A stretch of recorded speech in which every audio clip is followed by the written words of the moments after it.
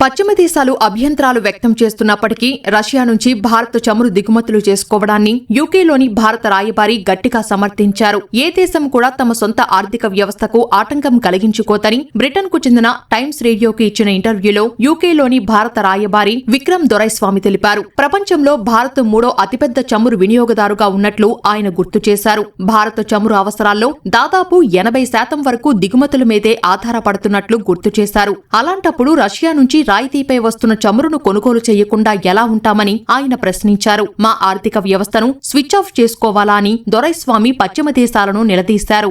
రష్యాతో భారత స్నేహం ఈనాటిది కాదని ఆయన గుర్తు చేశారు. గతంలో కొన్ని పశ్చిమ దేశాలు భారత్కు ఆయుధాలు విక్రయించకుండా న్యూఢిల్లీపై దాడి చేసే పొరుగున ఉన్న దేశాలకు ఆయుధాలు అమ్మిన విషయాన్ని దొరైస్వామి గుర్తు చేశారు. అలాంటి సమయాల్లోనూ రష్యా తమతో సత్సంబంధాలు కొనసాగించిందన్నారు. కొన్ని దేశాల నుంచి ఉత్పత్తులు కొనుగోలు చేయవద్దని సూచనలు చేస్తున్న కొన్ని దేశాలు ఆయా దేశాల నుంచి అరుదైన ఖనిజాలు, చమురు ఉత్పత్తులను కొనుగోలు చేస్తున్నాయని విక్రమ్ దొరైస్వామి విమర్శించారు. రష్యా ఉక్రెయిన్ యుద్ధంపై మాట్లాడిన దొరైస్వామి ఇది యుద్ధాల శంఖం కాదని ప్రధాని నరేంద్ర మోదీ ఇప్పటికే స్పష్టం చేశారని గుర్తు చేశారు. రష్యా అధ్యక్షుడు పుతిన్తోనూ ఉక్రెయిన్ అధ్యక్షుడు జెలెన్స్కీతోనూ ఇదే విషయాన్ని మోదీ పదే పదే చెప్పారని స్పష్టం చేశారు. ప్రపంచవ్యాప్తంగా ఘర్షణలు ఆగిపోవాలని తాము కోరుకుంటున్నట్లు ఆయన వివరించారు. కోవిడ్ కు ముందు చమురు దిగుమతుల కోసం భారత్ పశ్చిమాసియాలోని వివిధ దేశాలపై ఆధారపడేది. అయితే 3 ఏళ్లుగా భారత్ కు రష్యా ప్రధాన చమురు సరఫరాదారుగా మారింది. ఉక్రెయిన్ పై రష్యా యుద్ధానికి దిగడంతో పశ్చిమ దేశాలు రష్యా చమురుపై అనేక ఆంక్షలు విధించాయి. ఈ నేపథ్యంలో తక్కువ ధరకే చమురు అమ్మకానికి